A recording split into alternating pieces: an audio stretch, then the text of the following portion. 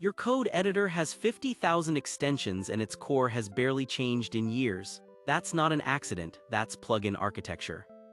Open V's code and every one of those extensions runs inside the exact same core. The core wasn't rebuilt 50,000 times. So how does one fixed application support an unlimited number of features nobody on the original team ever wrote? You could fork the codebase for every feature, but now you're maintaining 50,000 codebases instead of one. You could rebuild and ship the core app every time someone wants a new feature, but that means every small addition waits on a full release cycle, reviewed by a team that didn't write it. Neither scales past a handful of features, let alone 50,000. The actual answer is a plugin architecture. The core stays fixed permanently and everything else snaps into a slot the core exposes on purpose. Extensions become independent add-ons instead of patches to a shared, ever-growing pile of code. The real problem plugin architecture solves is coupling. In a monolith, every feature reaches directly into shared internals, so a bug in one feature can crash the entire application, not just that feature. Every new capability requires touching, rebuilding, and reshipping the whole thing, which means release cycles slow down as the app grows, not speed up. And because outside developers don't own that shared code, they simply can't extend it at all. The door is closed by construction, not by choice.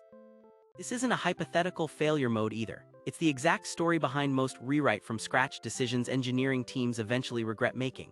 The fix is to separate what changes constantly, the features, from what changes rarely, the core. Once those two are separated, you need a boundary between them that both sides can trust without either one reading the other's source code. That boundary is the plugin contract, a fixed interface the host application and every plugin both agree to and never break. The host doesn't know what a specific plugin does internally. The plugin doesn't know how the host renders its UI or manages its data. All either side needs is the shape of the contract, typically a handful of methods like init, which runs once when the plugin loads, execute, which runs every time a hook fires, and teardown, which runs before the plugin unloads. As long as both sides honor that shape, the plugin can be written by a total stranger, in a different language on a different release schedule, and the host still knows exactly how to talk to it. But a contract only matters if the host actually knows a plugin exists. Every plugin ships a small manifest file describing itself, its name, its entry point, which hooks it wants to listen for, and which version of the contract it was built against.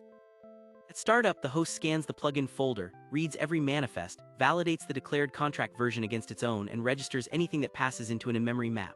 The host never hardcodes a list of plugin names anywhere in its source. It discovers them fresh from disk every single time it starts, which is exactly why installing a new plugin never requires touching or rebuilding the host at all. Discovering a plugin is one problem, actually running its code safely is another.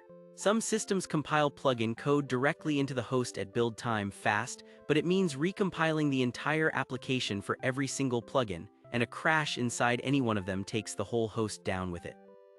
Most real plugin systems load plugin code dynamically instead, at runtime, through shared libraries, WebAssembly modules, or even a fully separate process talking over inter-process communication. That's slower to set up than static linking, but it buys you something static linking can't. Plugins can be installed and removed without ever restarting the host, and a crash inside a sandbox plugin stays contained inside that sandbox instead of taking every other running plugin down with it. Loading a plugin safely still leaves the question of how host and plugin actually communicate once both are running. Most systems combine three mechanisms.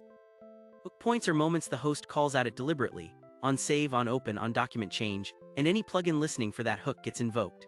An event bus lets a plugin subscribe to activity without the host ever importing or even knowing that plugin's code exists. And an exposed API hands the plugin a narrow, documented set of functions it's allowed to call back into the host with nothing more.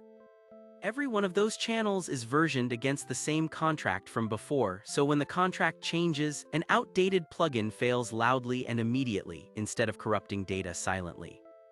You've actually used this pattern constantly without necessarily naming it. V's code extensions all run against one stable core editor. Chrome extensions execute in a separate sandbox process, restricted to a declared permissions API. WordPress plugins hook into predefined actions and filters without ever touching WordPress's own core files. Design tools like Figma run plugins inside a sandbox difframe that can only reach the canvas through message passing. Different industries, same underlying shape, a fixed core, a stable contract, and independently built extensions snapping into it. It's not one team's trick, it's a general pattern for building software that other people can extend safely. Plugin architecture isn't free, and it's worth being honest about the trade. What you gain is real.